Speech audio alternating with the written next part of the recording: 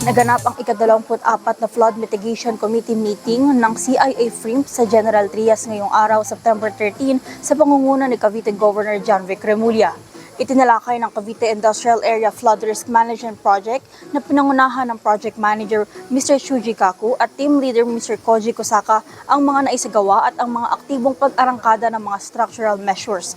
Pinangunahan naman ni Anita Ambrosio at ng mga representante mula sa Provincial Government of Cavite, Imus City, Bacoor City, General Trias City at Kawit Municipality ang mga updates nitong mga nakaraang buwan para sa non-structural measures.